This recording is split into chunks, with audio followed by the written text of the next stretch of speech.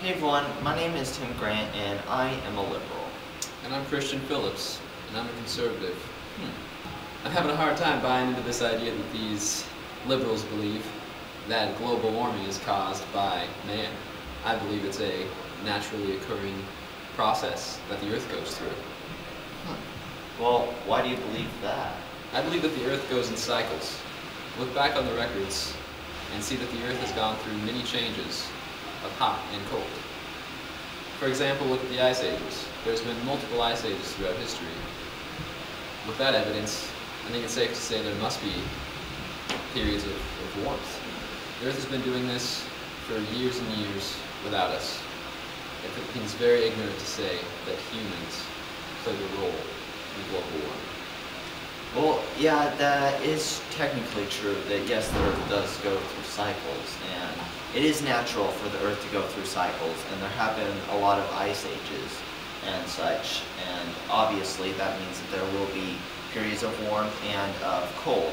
But if you look at the records, you'll see that this warmth that we are now experiencing and going through right now is the most extreme we've ever been through. So how do you line that up with your records that this is just natural, if obviously you can see in the graphs that it's way above what has been naturally occurring and has naturally been recorded on all the scientific data. So you don't think that the Ice Age was extreme?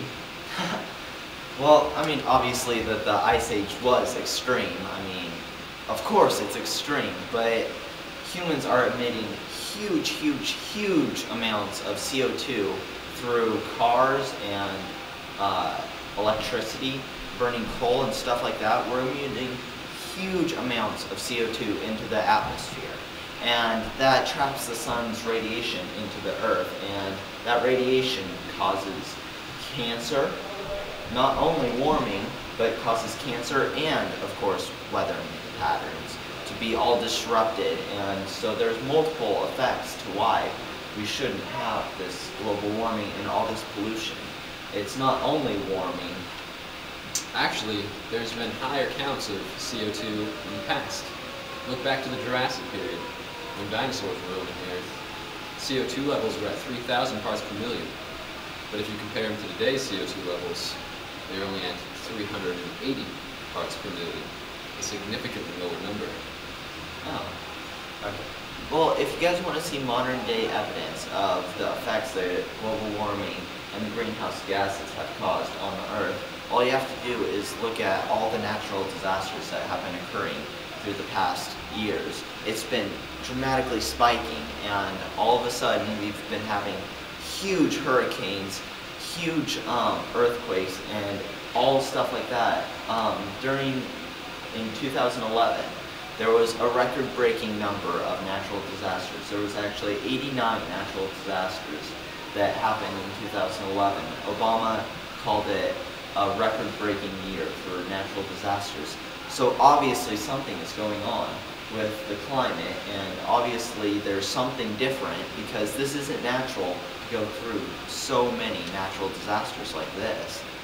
Okay, so now it is time for me and Kristian to state our real opinions on the subject. So I guess I will go first. Is that alright with you? That's alright with me. Alright, cool. So, for me personally, I don't really care if global warming exists or not, and I'll explain what I mean by that. So, I think that we should cut down on pollution for other reasons.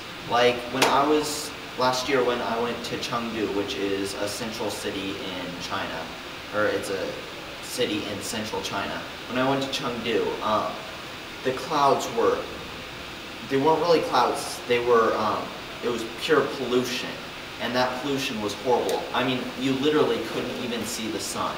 And my friends who live in Chengdu all their life, they're like, yeah, we never see the sun, and it's due to pollution. So I think that we should cut back on a lot of pollution, not because of global warming, but because of the adverse health effects that it will cause on us. And I like to be able to see the sun. And obviously, if we have all this pollution, it's going to have negative consequences on our health.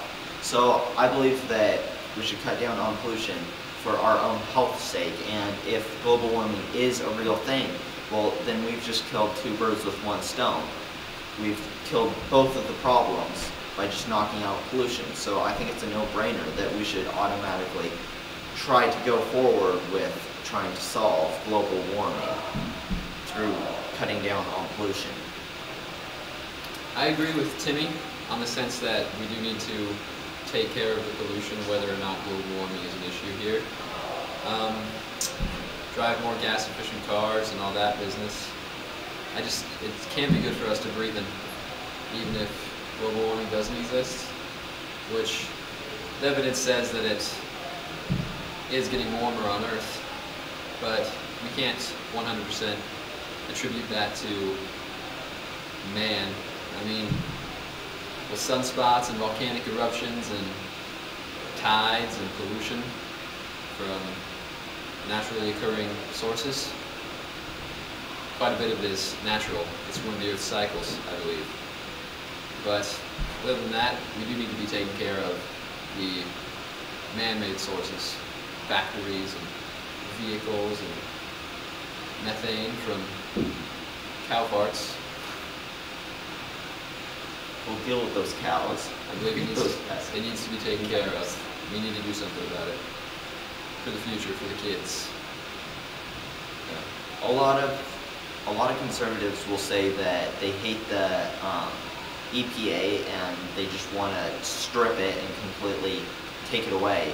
But I don't think that they actually understand what the implications of that is. If we did such a thing and we stripped the EPA and pretty much got rid of all the positions in that, what's the exact word I'm looking for? In that, I'm not sure. Department. If we got rid of all the seats in that department and just destroyed it, well, then obviously corporations would run rampant and they would have absolutely no checks, and it would literally just be like China. And to be honest, I don't want my air to be like Chengdu. Like I love the city of Chengdu. I mean, their pandas are awesome. They have cute pandas. Pandas are cool. And pretty cute girls. But can't forget about that. That's right. But I don't want their air at all. And so that's why I believe that we should cut down, and I think that the EPA is a very vital part of our government, even if they do go overboard sometimes and pass legislation that isn't exactly the best for the country. I believe that they are ultimately doing this nation a very big favor and helping us move forward and be a safe nation too, not just a progressive nation where we will succeed in everything. I think that right now it's at a good balance of how we can succeed and we have enough room to succeed, and businesses can hire people and move forward and do all that stuff. But there's also an aspect of, okay, our air is safe, our waterways are safe. Water is another thing in China. Their rivers. You want to go swimming in a river in China? No. No, I don't think so. The Ganges, I know that's not in China, but India. Terrible water quality. Anyways, so yeah, that's why I thank the EPA for keeping us safe and actually doing something to protect us.